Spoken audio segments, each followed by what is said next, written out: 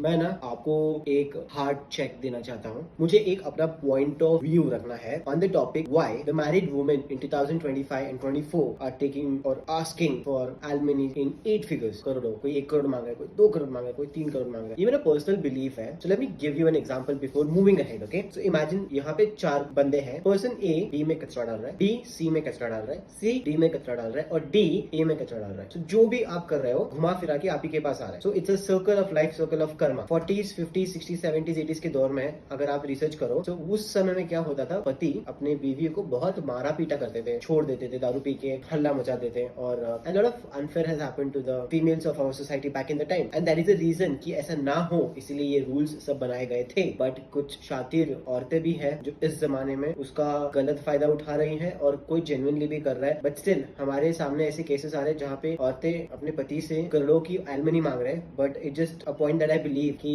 कर्मा वापस आ रहा है। सो लड़कों को अगर गिराना हो, मारना हो तो कैसे मारोगे? हाथ से तो मारोगे तो वो लोग सह लेंगे, भूल जाएंगे, लेकिन अगर पैसों से मारोगे तो वो टूट जाएंगे, सुसाइडल पॉइंट पे आ जाएगा। अभी आप रिसेंटली देखो, सुभाष जी का केस हुआ, 80,000 उसकी सैलरी है, 3 करोड़ नहीं दे पाएगा। वो नहीं बोल सकता था या फिर समझा सकता था, लेकिन कानून ऐसा बनाया गया है कि भाई तू कुछ भी कर, तू घर बेच, कपड़ा भेज, सब तू रोड पे आ जा, लेकिन तू 3 करोड़ लेके आके इसको दे। सिंपल। तो ऐसा बनाया गया है। तो इस वक्त पे लड़के जो है इस जमाने के, they are suffering a lot when it comes to this matter. उस जमाने में औरतें बहुत सफर करती थी, मैं ये मानता हूँ। तो या दिस इज कर्मा। जो भी एक सर्कल में जाता है वो वापस वहीं आता है। आई डोंट नो कि मैं आप लोगों को कितना एक्सप्लेन कर पाया इस चीज को, लेकिन हाँ, this is what I believe and let me know your thoughts.